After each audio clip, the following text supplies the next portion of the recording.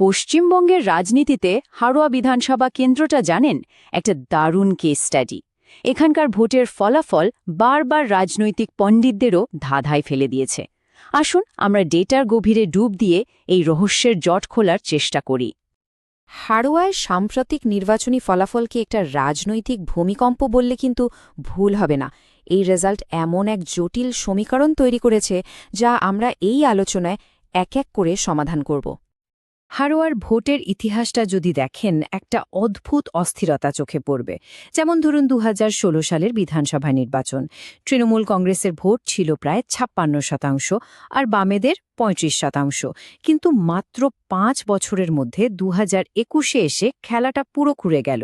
বামেদের ভোট ব্যাংকে একটা বড় সড় ধস নামল। সেই ভোটটা ভাগ হয়ে গেল। একদিকে উঠে এলো ইন্ডিয়ান সেকুলার ফ্রন্ট বা ISF, আর অন্যদিকে বিজেপি তাদের ভোট ৫% থেকে বাড়িয়ে প্রায় ১৭% নিয়ে গেল।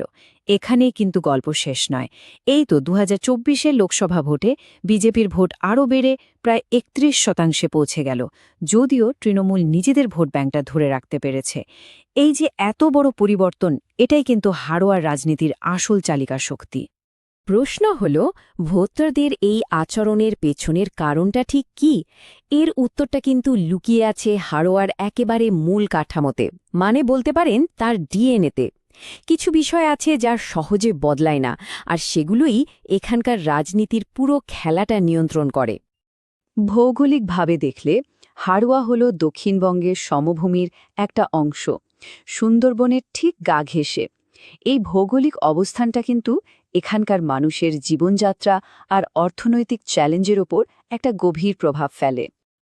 আর এখানেই লুকিয়ে আছে হাড়োয়ার রাজনৈতিক সমীকরণের সবচেয়ে বড় চাবিকাঠি। সেটা হলো এর জনবিন্যাস। এখানে প্রায় ৬১% মুসলিম আর প্রায় ৩৯% হিন্দু ভোটার। এই সংখ্যাটাই হলো এখানকার রাজনীতির মূল ভিত্তি, যাকে কেন্দ্র করেই প্রত্যেকটা দল তাদের রণকৌশল তৈরি করে।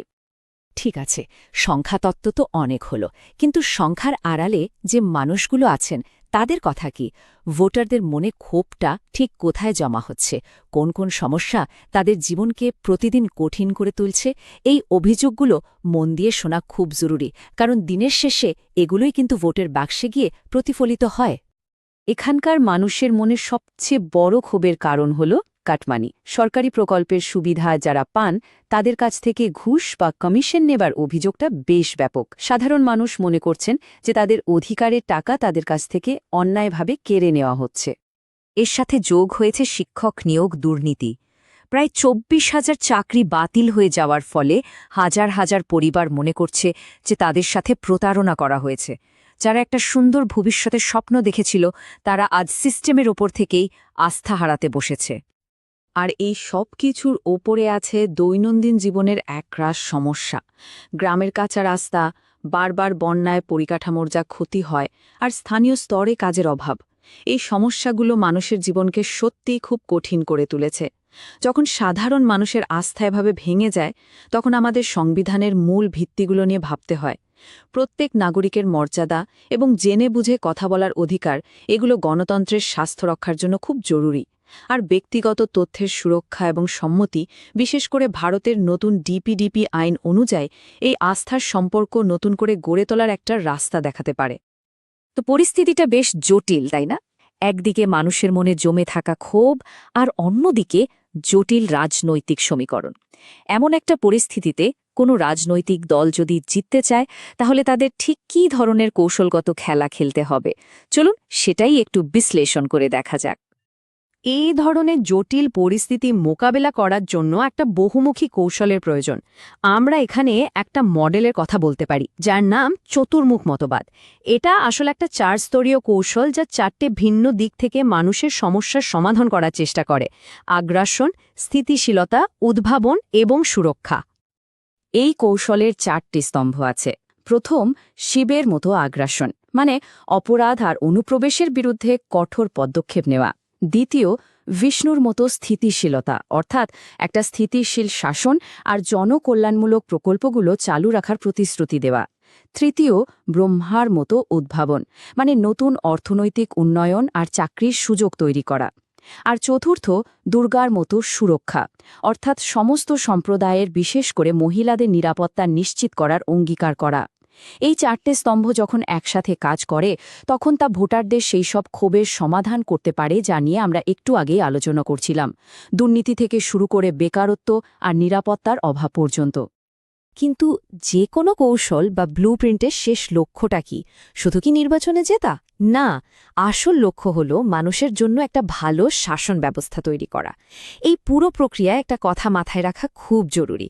ডেটা অ্যানালিসিস আর নির্বাচনী কৌশল যেন কখনো মানুষের মর্যাদাকে ছোট না করে।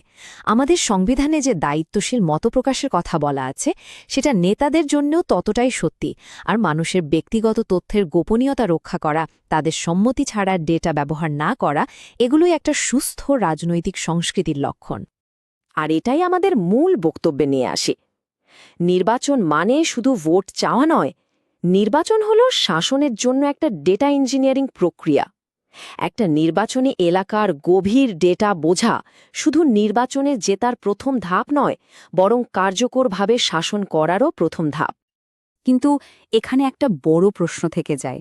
ডেটা হয়তো আমাদের ক্ষমতার রাস্তাটা দেখিয়ে দিতে পারে, কিন্তু কে নিশ্চিত করবে যে সেই একই রাস্তা মানুষের উন্নতির দিকেও নিয়ে যাবে? এই প্রশ্নটার উত্তর আমাদের সবাইকে একসাথে খুঁজতে হবে। যদি আপনি একজন জনকেন্দ্রিক নেতা হতে চান এবং আপনার নির্বাচনী এলাকার উন্নতি করতে চান, তাহলে blueprintstrategies.ai এর সাথে যোগাযোগ করুন, mgr@blueprintstrategies.ai এ, অথবা ফোন করুন 08042041602 নম্বরে।